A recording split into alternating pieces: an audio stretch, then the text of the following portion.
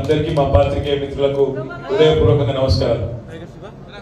చాలా మంది పెద్దలు చాలా విషయాలు చెప్పినారు. నేను మీ అందరితో ప్రార్థించేది ఒకటే, కదా వాళ్ళు కూర్చుంటే మళ్ళీ దేశానికే చూపెడతారు, వాళ్ళని నిలవడని, వాళ్ళని కూర్చోబెట్టే పని చేయకూడదు. నాకు ఒక మాట మేమందరూ మాట్లాడుతుంటే ఒకటే అనిపించింది, మనకు నిజంగా ఏం జరిగింది అసలు ఆలోచించుకుంటే, పెద్ద ఇంత బీరిపోయేందుకు, బాధపడేందుకు, కింద మీద అయ్యేందుకు ఏం బాధ అయింది? ఏం జరగలేదు, ఏం ఇబ్బంది ఏం లేదు. 14 ఏళ్ల పాటు కారు బ్రహ్మాండంగా ఉద్యమం ఉరికింది, ఇక్కడి నుంచి ఢిల్లీ దాకా ఉరికింది. ఆ తర్వాత 10 ఏళ్ల పాటు కారు మొత్తం తెలంగాణలోని గల్లీ గల్లీలో ఉరికిందంటే 24 ఏళ్ల పాటు కారు బ్రహ్మాండంగా 100 కిలోమీటర్ల స్పీడ్ తో ఉరికినాక కొన్ని రోజులు సర్వీసింగ్ పోయింది, అంతే, ఏం కాలేదు.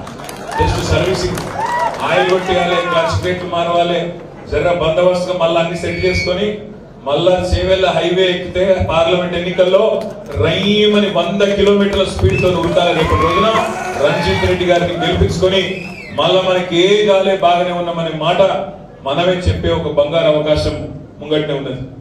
దీనిలో పెద్ద బాధపడవలసింది, కింద మీద కావాల్సింది ఏం లేదు.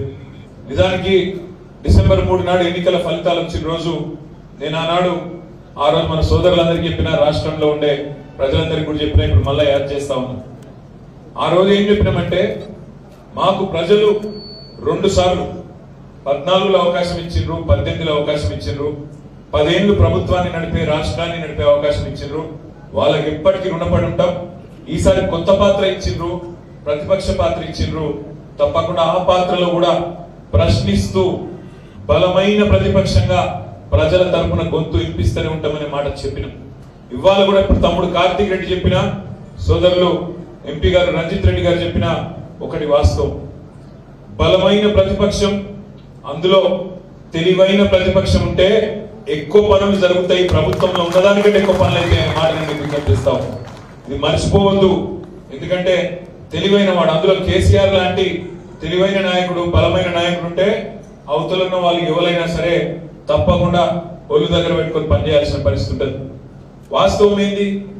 నిజానికి మా చెల్లెలు స్వప్న చెప్పింది, అన్నా కొద్దిగా పార్టీని కూడా మంచిగా గత 10 ఏళ్లలో జోడెద్దుల మాదిరిగా పార్టీని, ప్రభుత్వాన్ని నడిపింటే బాగుంటుండే. కొద్దిగా ఇటువంటి మీటింగులు ఎన్నికల ముందు కూడా ఎప్పటికప్పుడు 3 నెలలకు ఒకసారి పెట్టినట్టే బాగుంటుండే, మనము మన కార్యకర్తలు ఇంకెక్కువ ఉత్సాహంతో పనిచేసే పరిస్థితి ఉంటుండే అనే మాట చెల్లెలు చెప్పింది. ఎస్, కొన్ని జరిగినాయి. 14లో మన రాష్ట్రం అప్పుడే కొత్తగా ఏర్పడ్డది. కొత్తగా ఏర్పడ్డ రాష్ట్రంలో అప్పుడు మనం ఎన్నో మాటలు పడ్డాం. అసలు తెలంగాణలో మీకు నడపడానికి వస్తుందా, మీకు అంత తెలివి ఉందా, మీకు నాయకత్వం ఉందా, మీకు సీన్ ఉందా, ఇట్లా చాలా మాటలు మాట్లాడిన ఆ రోజు. అందుకే ఆ రోజు కసి మీద పనిచేసాం. ఒక 10 ఏళ్ల పాటు ఒక కసితోని పట్టుదల